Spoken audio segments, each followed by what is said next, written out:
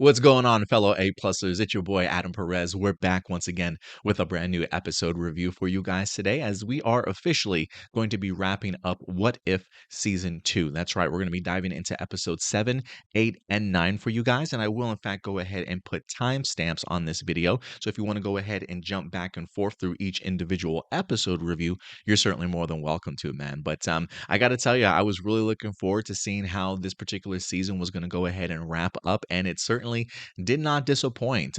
Personally, I was a fan of the first season of What If. I don't know if it necessarily made my top three, but it's definitely like number 3 or 4 on my list in regards to like favorite series that I really appreciated from the Disney Plus MCU stuff. It definitely always stuck with me because I was a big fan of just the creative side of it, the freedom that it certainly had to tell the stories. And I thought they had a formidable team they put together, formidable foe. Maybe not necessarily the best series, but again, I walked away enjoying season 1. So the fact that I personally sit here today thinking season 2 took a step even further and really established itself even more, I walked away really enjoying this season a little bit more than I did season 1 also. I really appreciate the idea of how this series does a really great job of not only giving us like individual stories to certainly be told, but also at the same time having an overall story arc that eventually culminates in the finale in here. And while they don't necessarily take every episode to kind of build towards the finale, they certainly do pick and choose and add little connective points here or there that I think when you eventually get towards the end of the season, you look back and you really appreciate just the path that they kind of put you on in here. And we talked about it in the previous episode reviews. The idea of there being, the Watcher feeling a little bit more vulnerable, or things happening to the Watcher that even surprises him at times, and then eventually culminating. Like even in this these series of episodes that we have here, these last three, really this idea of Captain Carter having to lose Steve Rogers sort of several times, right? I mean, I think if you think about it, Captain Carter has lost Steve Rogers 3 times this season. The first time when she discovered he was alive as the Hydra Stomper, he wind up sacrificing himself. They couldn't be together. Episode number 8 in here from the Avengers 1602 Steve Rogers, where there definitely was some butterflies there and some connection, but he certainly had to go back to his particular time, yet losing another Steve Rogers. And then if you go into the finale in here, that I don't want to say the time loop, but the idea of of Stephen Strange putting her back into like a past memory, if you will, and she sees a younger Steve Rogers that's about to become sort of the super soldier. Clearly she recognizes things are off, but you got to think for a moment. She's hoping that this is real. She's hoping that she's back in her time with the Steve Rogers that she knows and loves, but clearly comes to find out that's not necessarily the case, and he's not who he says he is, thus leading her to lose him 3 times. And so it's really fascinating just the arc that they've put somebody like a Captain Carter on, how it links up to somebody like a Strange Supreme in here, and really gives us one hell of a season finale for season 2. So kudos to the writing team for, I think the idea and the concept of the multiverse definitely helps them in regards to having a huge sandbox that they can play in. And I think this season did a great job also of connecting back to Loki season 2.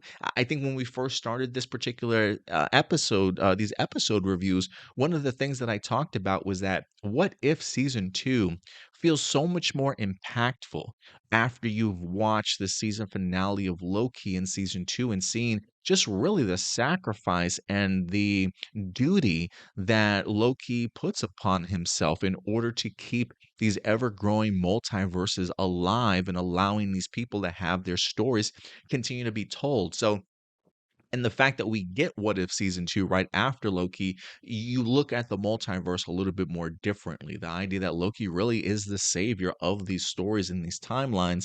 And so when we get sort of the tree of stories at the end of the last final shot of season 2, it even hits even that much more sort of closer to home, recognizing the idea that, look, Captain Carter, if she's going to be sort of this multiversal hero, if you will, there's plenty of opportunities out there for her to save different universes and things like that. So I thought this season did a really good job of telling us some pretty compelling stories, some really great twists, and knowing how to navigate several story arcs, whether they be individual or overarching and intertwining throughout the entire season. So certainly kudos to them, man. The animation continues to impress me.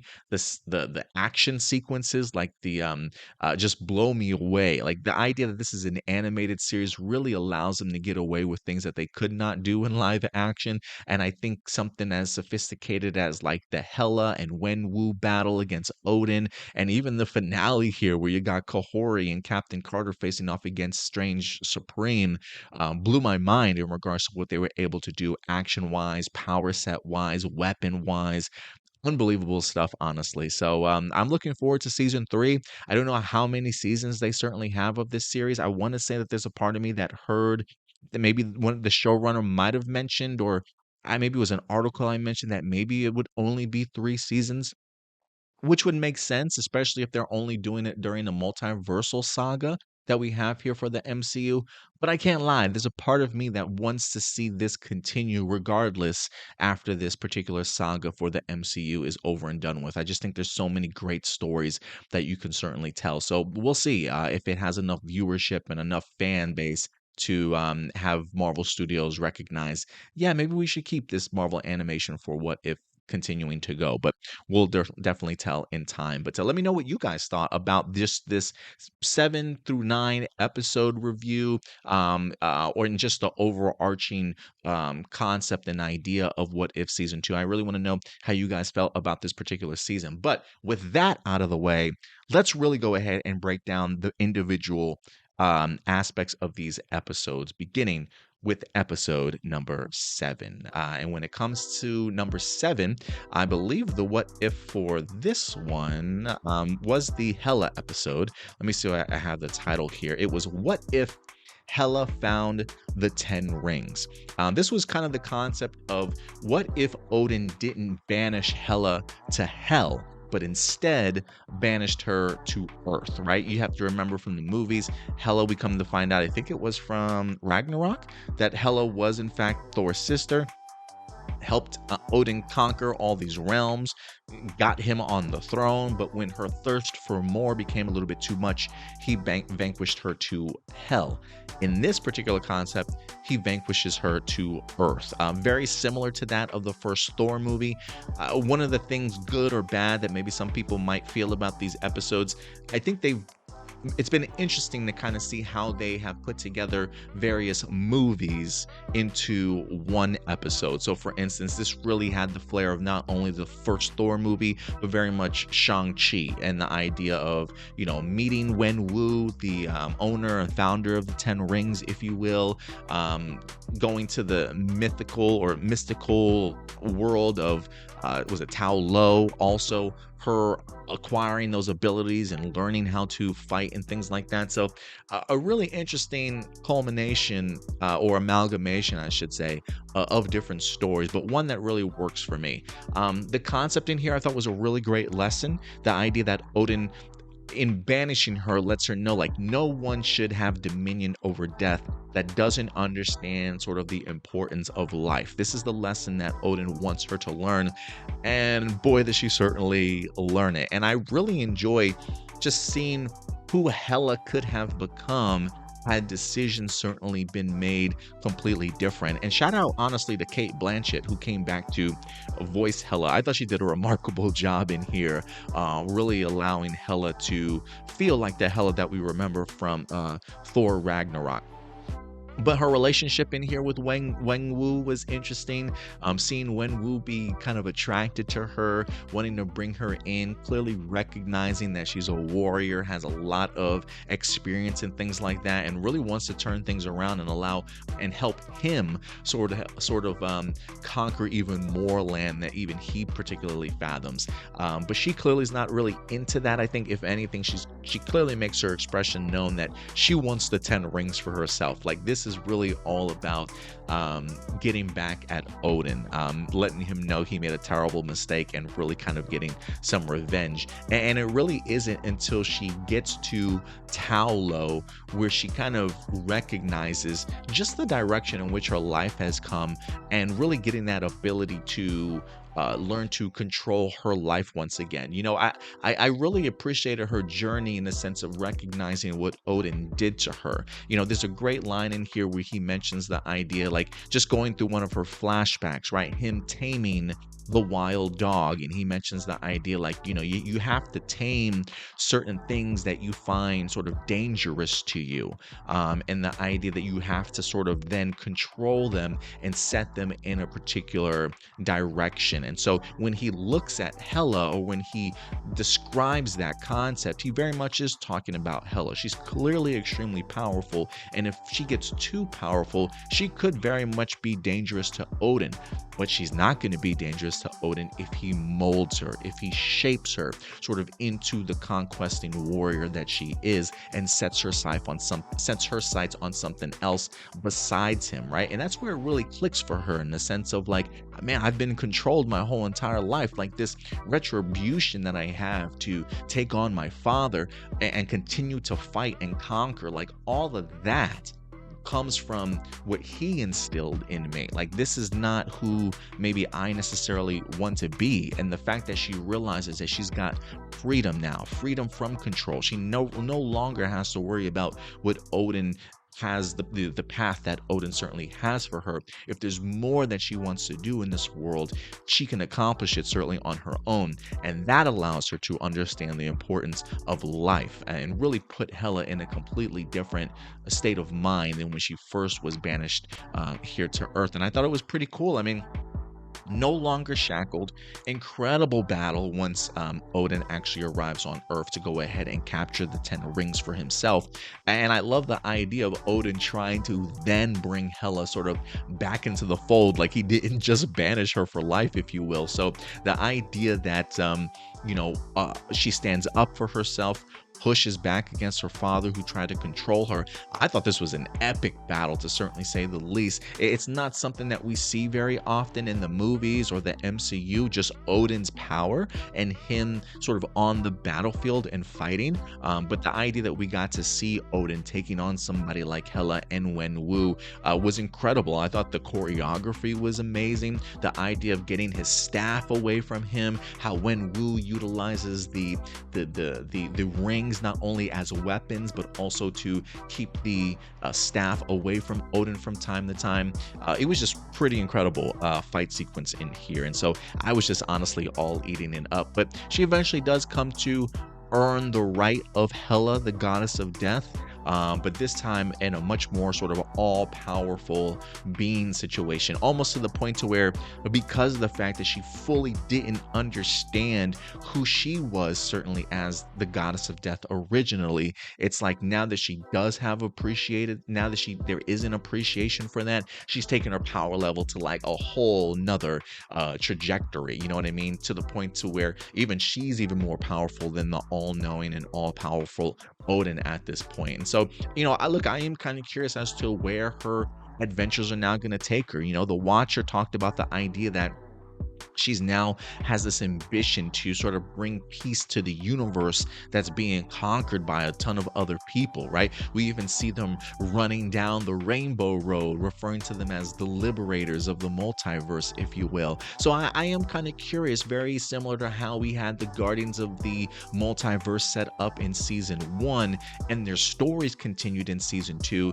There's a part of me that's curious, will we get another Liberators episode in an upcoming season of What If? And another question I asked is, will someone like Kahori join the team, who we saw she clearly had ambition to spread peace to the world that she was certainly on? And if that's her particular mindset of spreading peace, maybe the Liberators are certainly right up there with her. She's pretty powerful too, with the power of the Tesseract inside of her as well. So maybe that's a story that we get further down the line, but one that I personally would be eager to see. So I really appreciated this story for Hela in here, and really just seeing the different direction that her character certainly could have taken. So kudos to them, man. And again, when it comes to the voice actors, I think Jeff Bergman, who's the voice actor for Odin, I thought he did an amazing job. I know it wasn't Anthony Hopkins, but man, this guy really delivered in that regards. And of course, Kate Blanchett was great in this. And so,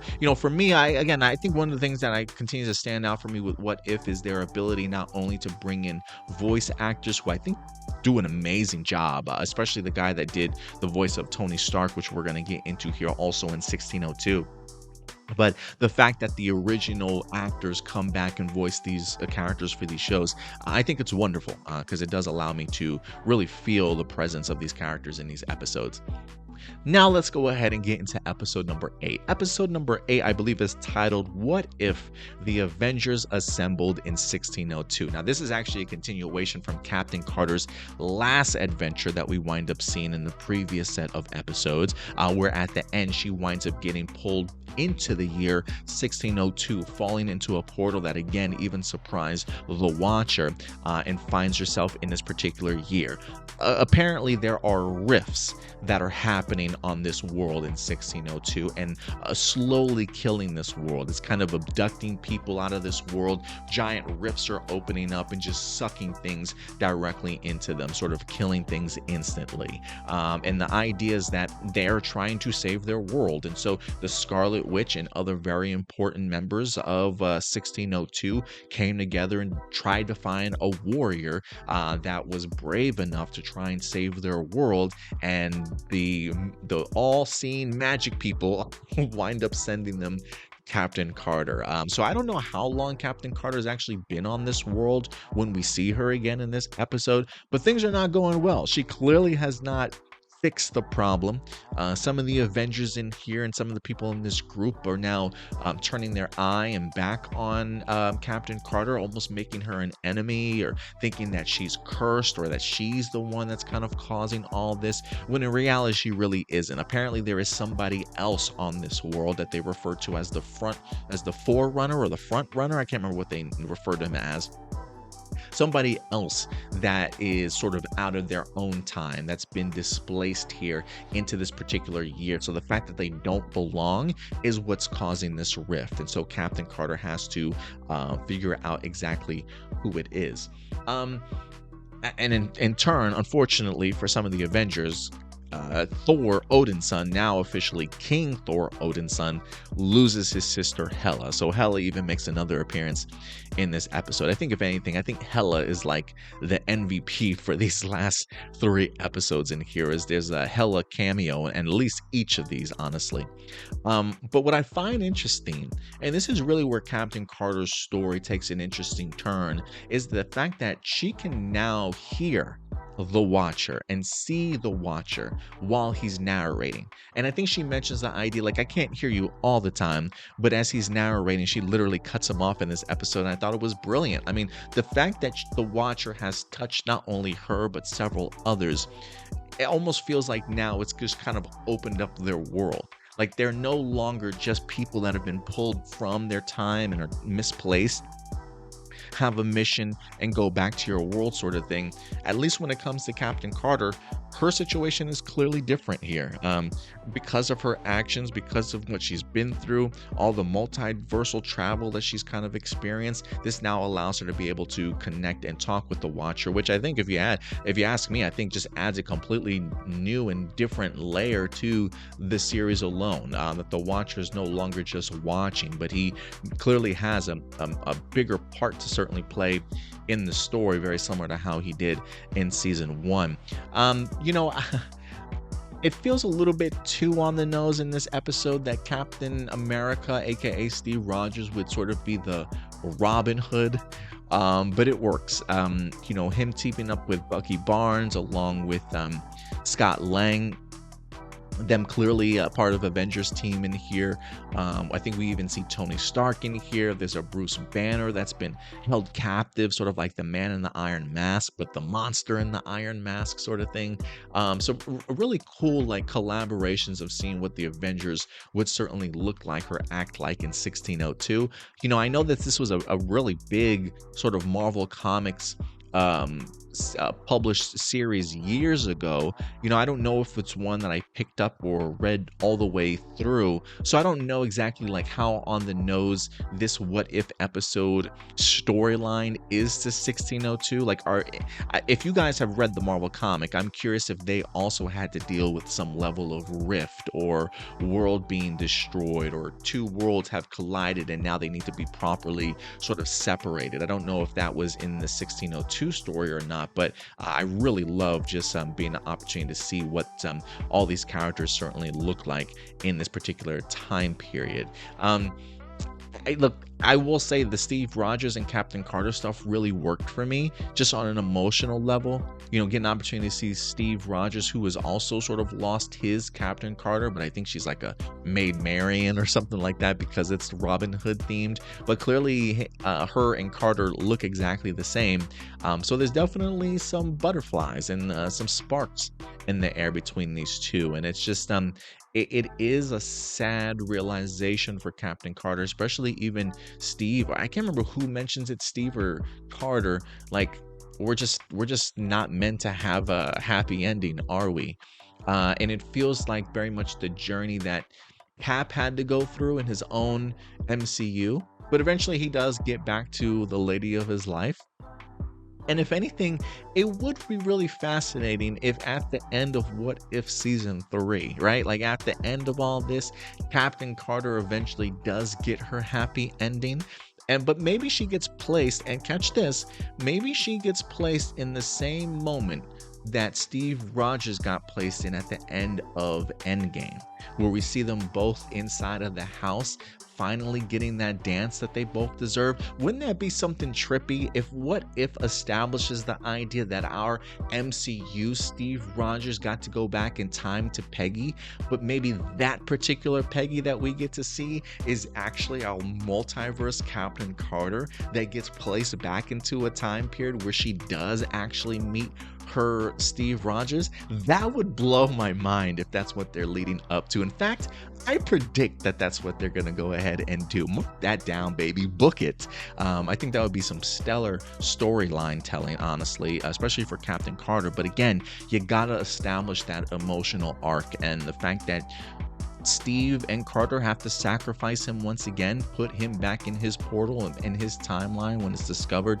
that he's in fact the Forerunner in here, I think was a really, really emotional and great move, certainly on their part. One that just kind of left episode 8 a little bit of a bummer because the sacrifices and what Captain Carter continues to kind of lose, honestly. And I will say the Rogers as the Forerunner story is pretty intriguing because it's almost like its own what if story too. And I put it in the form of a what if question. What if Captain America hit the time stone during the battle with Thanos?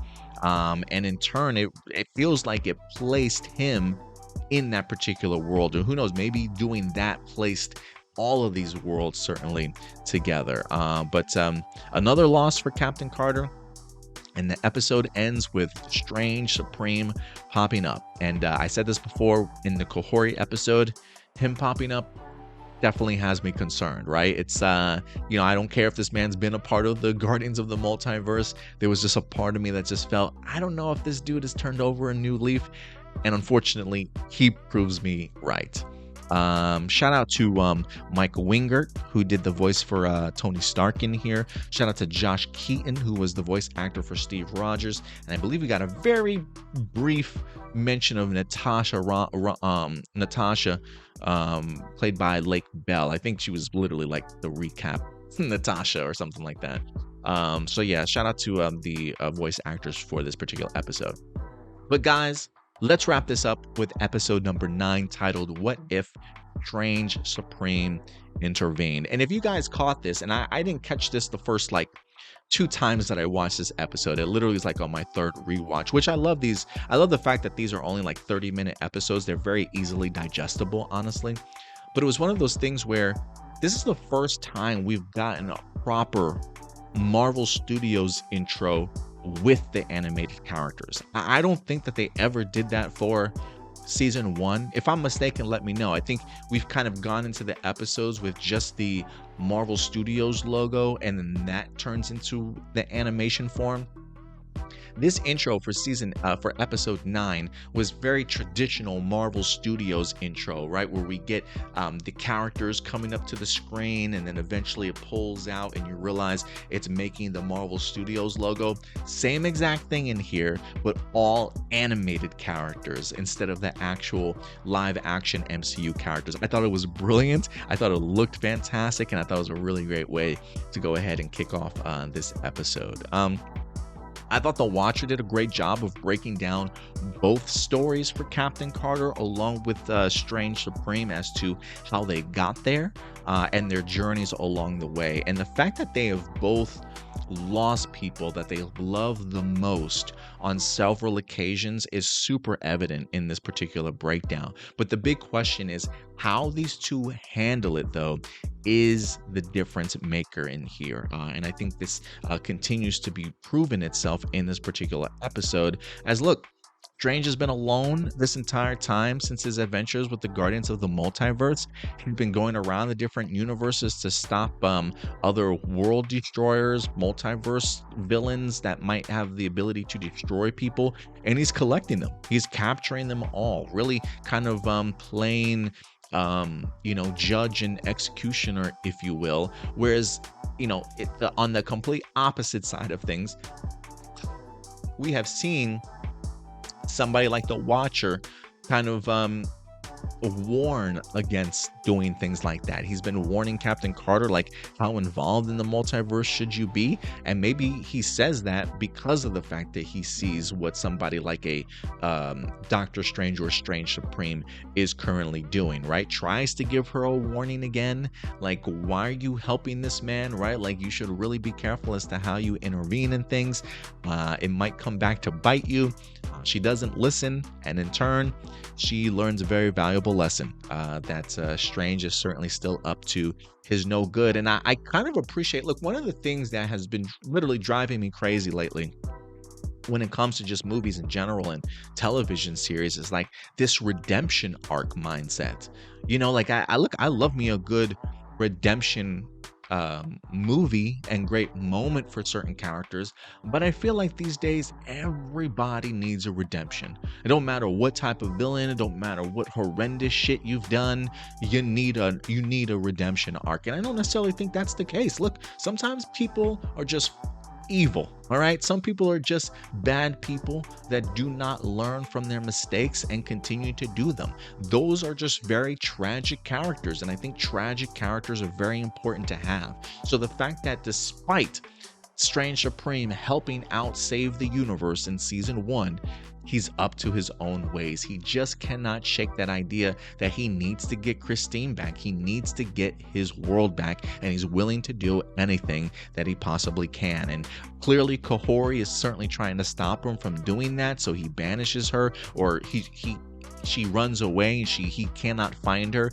and unfortunately he winds up using Captain Carter to trap her and capture her. So really even using one of his friends in order to go ahead and continue to collect universe killers and heroes to go ahead and feed to his forge, all in purpose of trying to get his world back. And it's just a really roundabout sort of circle when it comes to his story, and just that karma about being successful in doing what he needs to do at the end of this episode, recreating that world, but him not being a part of it whatsoever. I think there's just something very poetic about that, and just really, really great storytelling.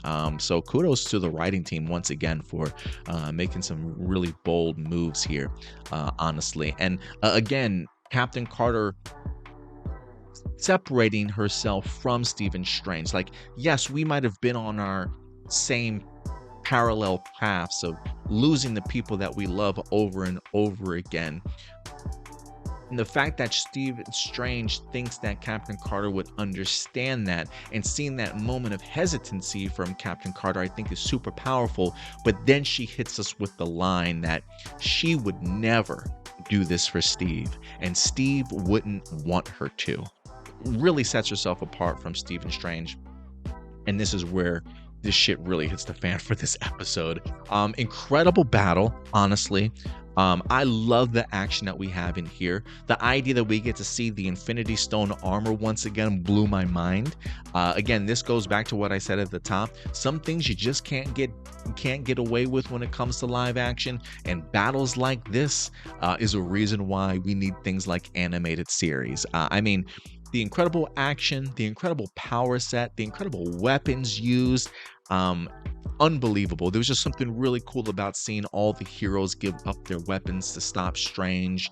You know, maybe not necessarily the most flattering costume design for somebody like a Captain Marvel. I think it's the Hela helmet that really throws me off, but seeing them use the Thor hammer, seeing Kahori utilizing the 10 rings also to amp up her powers, the swords of power that are in here. I mean, it blew my mind, just some of the tricks, seeing how well Captain Carter picks up utilizing the Infinity Stone armor and things like that, you know, activating certain abilities whenever they need to. I mean, this was just an all-out brawl that I did not expect at the end of this particular season, but it honestly blew me away. It honestly blew me away. So incredible stuff here. I mean, look, despite the fact of Strange being a tragic character, he does have that brief moment of clarity, right? Like, even though his grief has taken over for him so much, the idea that in his very last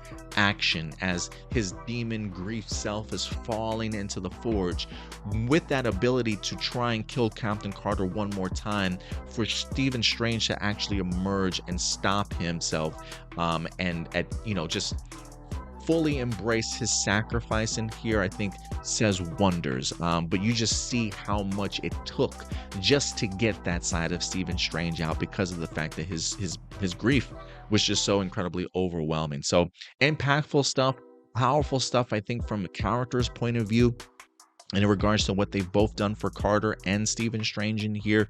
But great stuff, man. Honestly, great stuff. We see that the Watcher saves Carter and Kahori at the end. Watcher doesn't need to intervene, and I think that's the message that he's been, you know, explaining this whole entire time. But I think he now even recognizes the idea that even though he can't intervene, if there is anybody that can intervene, it's somebody like Captain Carter. So it does feel like they're building her up to be sort of this multiversal hero, Captain Carter, right?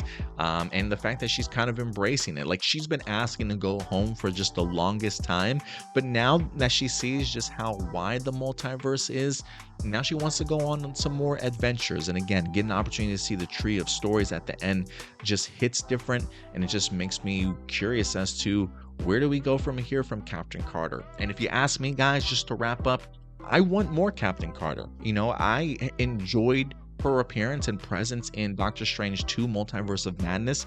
Maybe not necessarily utilized to her benefit or utilized fully the way properly that I certainly would have liked, but the fact that we got a tease of a live action, I think, really works for me.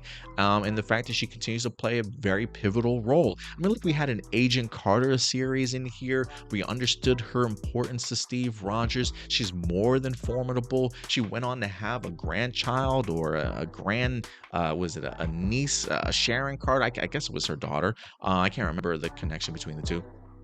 But regardless, she has a lineage, right? She has a legacy. The Carter name is super impactful. So the fact that there is a Captain Carter that is just as formidable, that has just as much impact in the world that we know as somebody like a Steve Rogers, Captain America, makes all the sense in the world to me. And I think they've done such a good job with just her character and her story and her arc to have me emotionally connected to want to see certainly more of what she's capable of doing as sort of a lead character. So whether that's a Captain Carter animated series, whether it's holiday special or just a one-off special, or we get something live action in the future, bring it on. I think Haley Atwell is tremendous in this role, and I personally want to see more of her, but that's just me, guys. Remember, at the end of the day, these are just simply my A+ opinions.